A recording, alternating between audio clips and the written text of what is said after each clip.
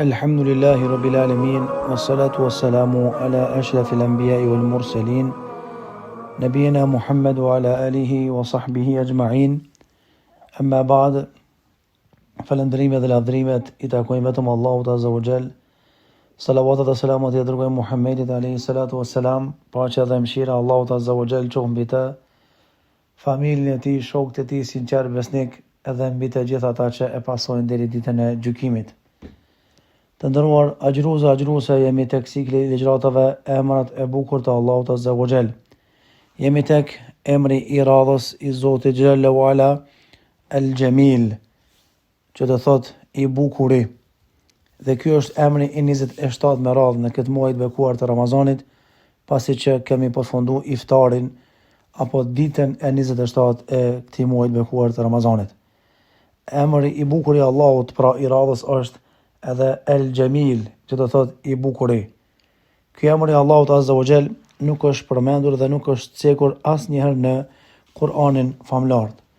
Mirpo që çdo gjë aludon në krijimtarinë e tij se Allahu është El-Jamil, I bukuri. Ky emër I bukur I Allahut ka ardhur në sunetin e pejgamberit alayhis salam, në hadithin e Abdullah ibn Mesudit, I cili thotë se ka thënë pejgamberi sallam: La yadkhulu al-jannata man kana fi qalbihi mithqalu dharratin min kibr. Nuk ka për të hyrë në xhenet ai që në zemrën e tij ka një grims apo sa një grims me një mallësie. I than rajulun qala rajul, I tha dikush për njerëzve: inna ar-rajula yuhibbu an yakuna thawbuhu hasanan wa na'luhu hasana. Tha njeriu ka dëshirë që rroba e tij të jetë e bukur dhe këpucët e tija të jenë të bukura. Atëherë tha pejgamberi alayhis salam: inna Allah jamilun yuhibbu al-jamal. Allahu është I bukur dhe e don bukurën.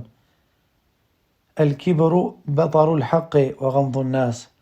E sa I përket me një mallësisë, ajo është mohimi I të vërtetës hakut dhe nënshmimit I njerëzve. Gjithashtu prej kuptimeve që I ka emri I Allahut Azza wa Jall El-Jamil është se rrjedh prej folës Gjemule yajmulu jamalen, do thot me qenë krijes e bukur, ndërsa personi I bukur quhet Jamilun, do thot I bukuri. Ndërsa sa përket lehtë së Allahut Azza wa Jall, emri I Zotit Xhalla wala El-Jamil, do thot Allahu Azza wa Jall është I bukur në emrat e tij të bukur, është I bukur në cilësitë e tij të larta, është bamirësi, është zbukuruesi subhanahu wa ta'ala, dhe bukuria e këtij universi është pjesë e gjurmëve të bukurit. Ai është Allahu Azza wa Jall. Ibn Qayyim rahimahullah kur ka folur për bukurinë e Allahut me sjellësh ka thënë: njëra nga llojet e njohjes së Allahut është edhe njohja e tij nëpërmjet bukurisë së tij. Ajo është njohja e njerëzve të veçantë. Bukuria e Allahut Azza wa Jall është 4 lloje.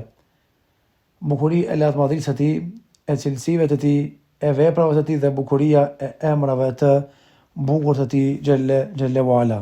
Andaj Allahu Azza wa Jall ka emra të bukur: walillahi al-asmaul husna fad'uhu biha. Allahut I përkasin emrat më të bukur, andaj luteni Allahun me ata emra, thirrani Allahun Azza wa Jall me ata emra të bukur subhanahu wa ta'ala. Muslimani kur e din që e beson një Zot I cili është I bukur, I cili e don të bukurun dhe është I bukur në tërë qenjen e tij subhanahu wa ta'ala, veprat, cilësitë, emrat e tij të bukur subhanahu wa ta'ala. Normalisht Allahu është I bukur në atë formë që I takon dhe I përket lartmadhërisë së tij, pa hyrë në detaje se si është dhe pa sjellë ndonjë ngjashmëri me të. Asa Allahu ka thënë për veten e tij: Laysa kamithlihi shay'un wa huwa as-sami'ul basir. Allahu nuk I shëmbëllon atij asgjë. Ai I dëgjon të gjitha dhe I sheh të gjitha subhanahu wa ta'ala. Allahu është I bukur, pra Allahu vjen bukuria. Krijesat e tij janë të bukura. Për arsye Allahu tha: Laqad khalaqna al-insana fi ahsani taqwim. Ne e kemi krijuar insanin pra nga në forma më të mirë, të mundshme të bukur. Allahu azza wa jalla do të bukurën, qoftë e brendshme apo e jashtme.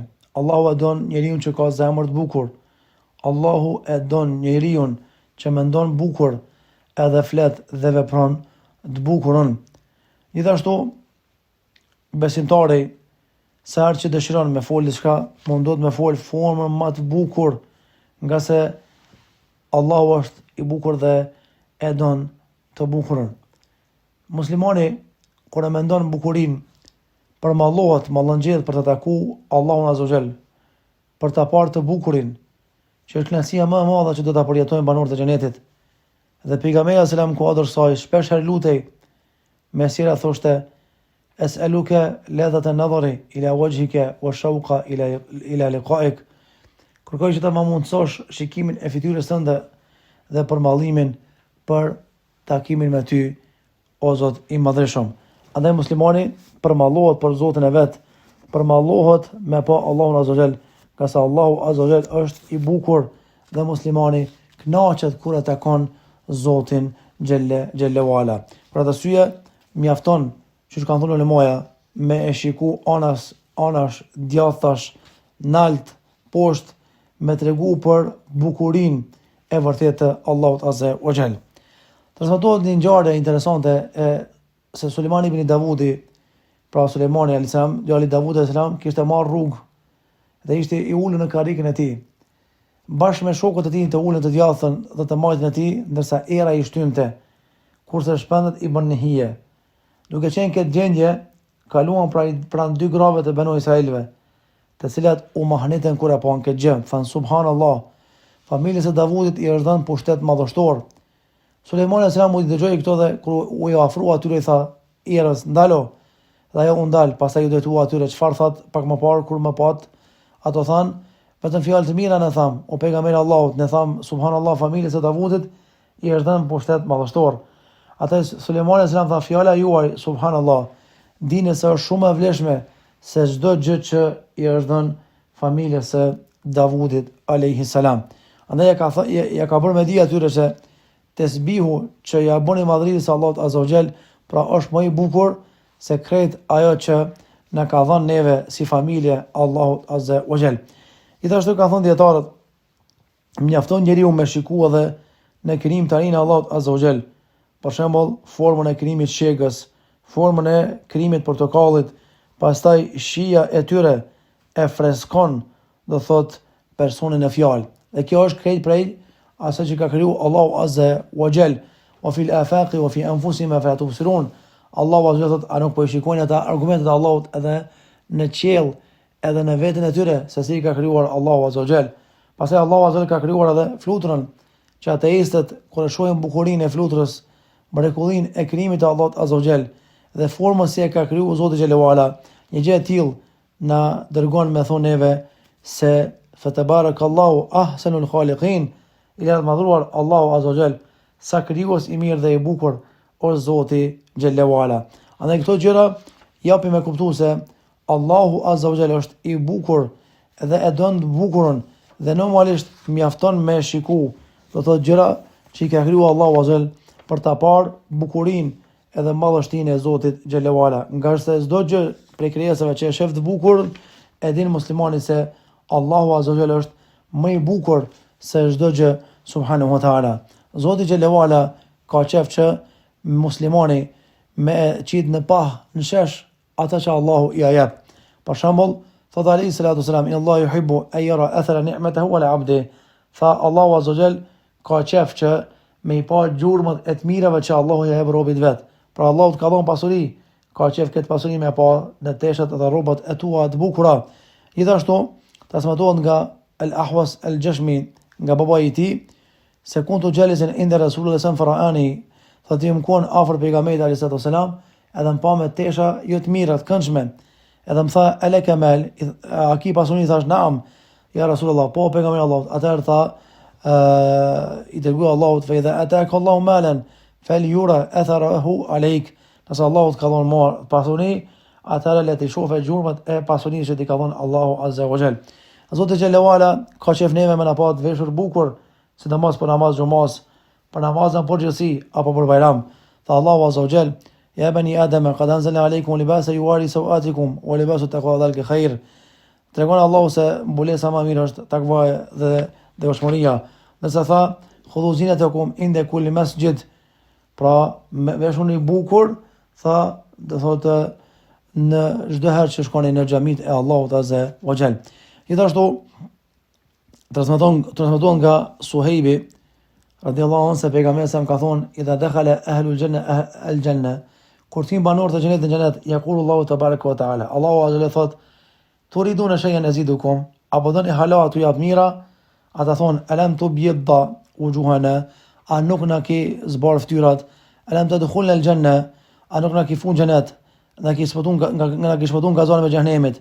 Atar fayakshifu al-hijab, Allahu largon perden, fama utu shay'an ahabba ilayhim min nadhri ila rabbihim, dhe atyre nuk u ardhën diçka më bukur se sa shikimin e fytyrën e Allahut azza wa jall, për të cilën shikim tha Allahu, do thot ulaqahum nadhata wa surura, ata i takon Allahu duke qenë do thot të ndriçuar dhe të lumtur, o jazam bima sabaru jannatu wa harira, dhe normalisht për shtabin që ka bërë Allahu dha xhenet edhe të bukura, wujuhu yawma idhin nadhira ila rabbiha nadhira, pra atë do të ketë fytyra që do të shkëlqejnë nga sa do shikojnë në fytyrën e Allahut azza wa jall. Gjithashtu ka thonë Hasan al-Basriu, nuk është për të çuditur se ata që falen natën, Allahu u azbukon fytyrat, nga sa ata janë vetmuar me atë që është i bukur dhe e don të bukurën subhanahu wa taala. Elusim Allahun që Allahu na bëj të bukur, na mësoj të mendojmë bukur, të jetojmë bukur, edhe të veprojmë për atë që është më i bukuri se çdo gjë subhanahu wa taala. Allahu na mësoj me shikuar fytyrën e tij ndryshme dhe mos na privon nga kjo begati.